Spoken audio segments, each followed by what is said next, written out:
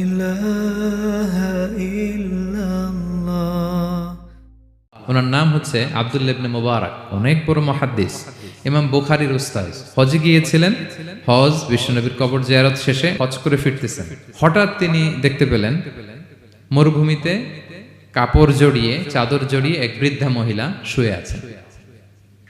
গল্পটার নাম হচ্ছে আল মুতাকাল্লিমাতু বিল কুরআন, মানে যে নারী সবসময় শুধু কোরআন দিয়ে কথা বলে।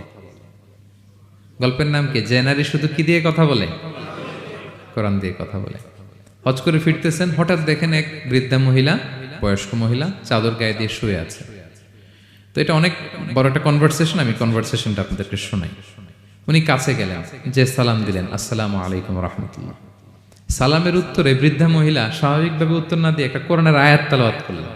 তিনি তেলাওয়াত করলেন, সালামুন কাওলাম মির রাব্বির রহিম, মানে দয়াময় প্রতিপালক আল্লাহর পক্ষ থেকে তোমার প্রতিও সালাম। এটা একটা কোরআনের আয়াত, কিন্তু এটা দিয়ে উত্তর হয়ে যায় সালামের। কি বলেন? আচ্ছা, গেল। এবার আব্দুল্লাহ ইবনে মুবারক জিজ্ঞেস করলেন, মাযা তাসনাঈনা ফি হাযাল মাকান, এখানে কি করেন আপনি? কি করতেছেন একা একা?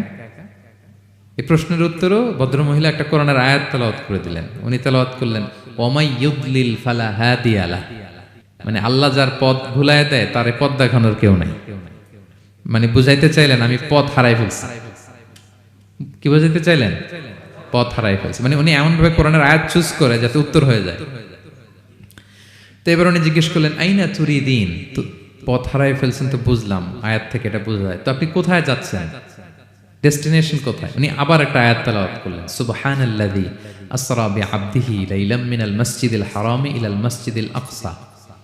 রাসূল সাল্লাল্লাহু আলাইহি ওয়াসাল্লাম মেরাজের আগে যে ইসরা হয়েছিল, মসজিদুল হারাম থেকে মসজিদুল আকসায় রাসূল সাল্লাল্লাহু আলাইহি ওয়াসাল্লামকে আল্লাহ নিয়েছিলেন, এটা তেলাওয়াত করলেন। তো বুঝাতে চাইলেন আমিও আপনার মতো হজে আসছিলাম মসজিদুল হারামে, আর যাচ্ছি মসজিদুল আকসা, মানে ফিলিস্তিন আমার বাড়ি। মসজিদুল আকসা কোন দেশে? ফিলিস্তিনে। আয়াত এমন ভাবে উনি পিক করেন যাতে করে উত্তর হয়ে যায়। উনি বোঝাতে চাইলেন আমিও হজ করতে এসেছিলাম, যাচ্ছি কোথায়? ফিলিস্তিন, মসজিদুল আকসা যে দেশে আছে। তো উনিও বুঝে গেলেন যে তাহলে আপনি মসজিদুল আকসায় যাচ্ছেন। এবার জিজ্ঞেস করলেন, আনতুম মুনযু কাম ফি হাযাল মাকান, তো এখানে একা একা পড়ে আছেন কয়দিন? আবার কোরআনের আয়াত, সালাসা লায়ালিন সাবিয়া, টানা 3 দিন 3 রাত এখানে আছে। এটা কোরআনের আয়াত একটা। আবার জিজ্ঞেস করলেন উনি, মা আরা মাআকি তাআমান তাআকুলিন, তো একা যে পড়ে আছেন আবার 3 দিন, তো আপনি খাচ্ছেন কি? বেঁচে আছেন কিভাবে? ভদ্রমহিলা আবার একটা আয়াত তেলাওয়াত করে দিলেন। তিনি পড়লেন, হুয়া ইউতঈমুনি ওয়া ইউসকিন, ইব্রাহিম আলাইহিস সালামের কথা, যে ওই আল্লাহ তাআলাই আমারে খাওয়ায়, আল্লাহই আমাকে পান করায়। আল্লাহ তাআলা ব্যবস্থা করেছেন আমার। তো এইবার উনি অবাক হচ্ছেন, আমি এত বড় মুহাদ্দিস আব্দুল্লাহ ইবনে মুবারক, ইমাম বুখারীর উস্তাদ, আমি স্বাভাবিকভাবে কথা বলি আর যাই প্রশ্ন করি একটা আয়াত তেলাওয়াত করে দেয় আর ওটা দিয়ে উত্তর হয়ে যায়। কি মহিলার সন্ধান পেলাম? তো উনি বলতেছে, ফাবি আইয়ি শাইইন তাতাওয়াদ্দাইন, 3 দিন যে এখানে আছেন মরুভূমির বালুর মধ্যে, ওযু করেন কিভাবে? উনি আবার একটা আয়াত তেলাওয়াত করলেন, ফা ইন লাম তাজিদু মাআন ফাতায়াম্মামু সাঈদান তাইয়্যিবা, না আল্লাহ আয়াতে বলেছেন যদি তোমরা পানি না পাও পবিত্র মাটি দিয়ে তায়াম্মুম করে নিও। তো বুঝাতে চাইলেন পানি নাই তো কি হয়েছে, বালু তো আছে, আমি তায়াম্মুম করে নাও করি। আল্লাহু আকবার। এবার উনি বললেন, ইন্না মাইয়া তাআমান আলা তাকুলিন, আমার ব্যাগে তো কিছু খাবার আছে, আপনি কিছু খাবেন? আবার কোরআনের আয়াত, সুম্মা আতিম্মু সিয়ামা ইলাল লাইল, আল্লাহ এক আয়াতে বলেছেন তোমরা রোজা ফজর থেকে শুরু করে সন্ধ্যা পর্যন্ত পূর্ণ করো। তো বুঝালেন আমি রোজা রাখছি। কি বুঝালেন? রোজা রেখেছি। এবার উনি একটু মাসালা খাটাইতে চাইলেন, ভাবলেন যে বুড়ি তুমি আমার সাথে শুধু কোরআন দিয়ে উত্তর দিচ্ছ, দাঁড়াও তোমাকে আমি আটকাইতেছি। উনি মাসালা খাটাইলেন যে ফাকুলতু লাহা লাইসা হাযা শাহরু রমাদান, তো রোজা রাখছেন মানে এটা তো রমজান মাস না, হজ করে ফিরতেছি আমরা জিলহজ মাসের শেষের দিক, কিসের রোজা?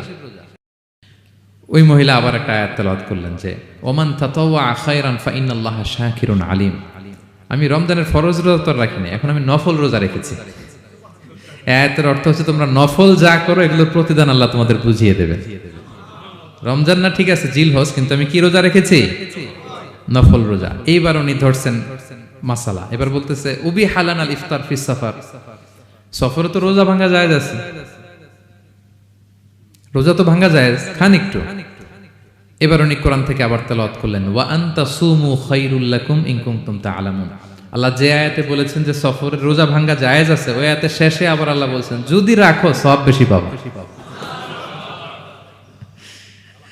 কেউ অসুস্থ হলে রোজা ভাঙবে, সফরের রোজা ভাঙবে। এই আয়াতের শেষে হচ্ছে ওয়া আনতা সুমু খায়রুল লাকুম ইন কুনতুম তা'লামুন, তবে রোজা যদি রাখো এটা ভালো যদি তোমরা বুঝতে। এবার উনি আর যাবে কোথায়, দিশেহারা হয়ে এবার জিজ্ঞেসই করে ফেলছে লিমাদা লা তুকাল্লিমিনি মিসলা মা উকাল্লিমুকি। আচ্ছা মা, এবার বলেন আমি আপনার সাথে যেভাবে কথা বলি আপনি এভাবে কথা বলেন না কেন? কিছু জিজ্ঞেস করলে কোরআনের আয়াত বলেন কেন? আমি কথা বলতেছি আপনি আমার সাথে এভাবে কথা বলেন, কিছু জিজ্ঞেস করলে কোরআনের আয়াত কেন? এটার উত্তরে উনি আরেকটা কোরআনের আয়াত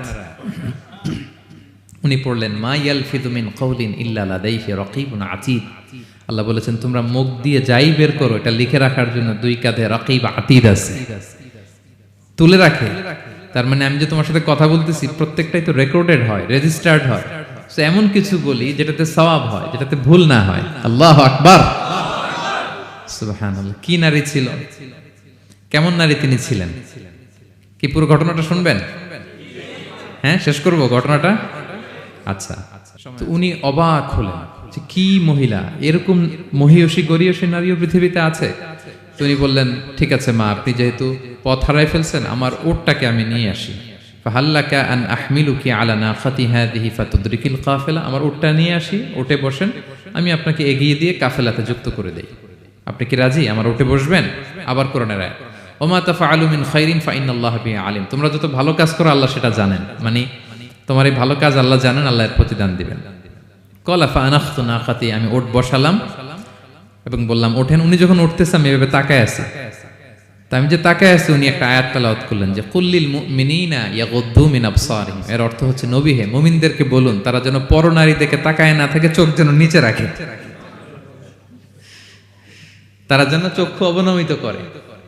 মানে বুঝাতে চাইলেন যে আমি তো বেগানা নারী, পরনারী, তা আমি উঠে উঠতেছি আপনি তাকায়। সে হয়তো তাকায় আছে যে বৃদ্ধা মহিলা উঠতে যদি কষ্ট হয় পড়ে যায়, তো উনি যখন দেখতেছেন তাকায় আছে উনি বলতেছে কুল্লিল মুমিনিনা ইয়াগুদ্দু মিন আবসারিহিম, নবী হে বলুন বিশ্বাসীদের তারা যেন চোখ নিচের দিকে করে রাখে। তো উনি লজ্জা পেয়ে গেলেন, ফাগাদাততু বাসারি, আমি লজ্জায় চোখ নামালাম। এরপর আমি বললাম ইরকাবি ওয়াকাদ আখালতু নাকাতি, ওঠেন। আমি আবার ওটের রশি ধরে টানি, টানতে আরম্ভ করলেন। ভদ্রমহিলা উঠেই আবার কোরআনের আয়াত পড়লেন যেটা আমরা গাড়িতে বা কোনো বাহনে উঠলে পড়ি। তিনি পড়তে আরম্ভ করলেন সুবহানাল্লাযী সাখখারা লানা হাযা ওয়া মা কুন্না লাহু মুকরিনিন ওয়া ইন্না ইলা রাব্বিনা লামুনকালিবুন।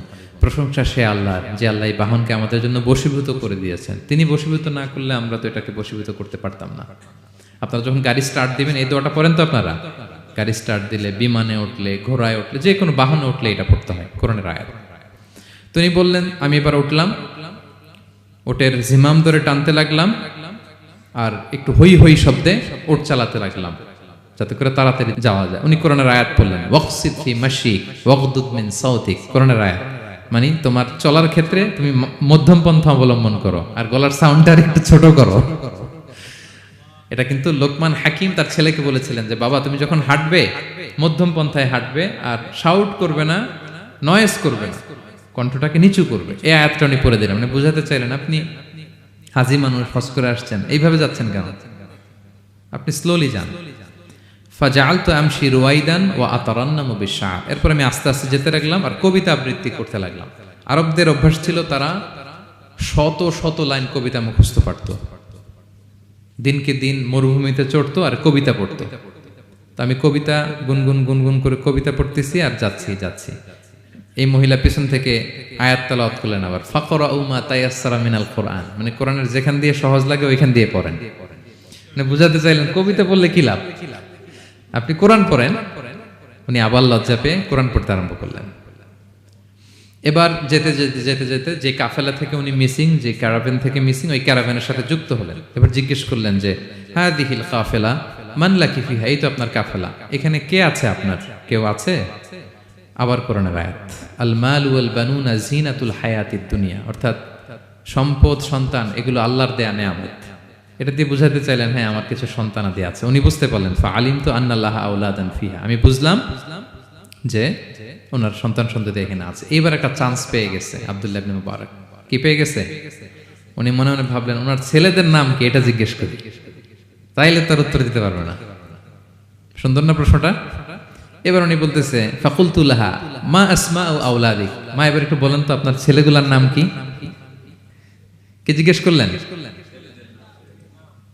এটা তো আর নান্টু বল্টু সল্টু তো আর কোরআনে পাওয়া যায় না। আমরা নাম রাখি কি? সল্টু বল্টু। সল্টু বল্টু কোরআনে আছে?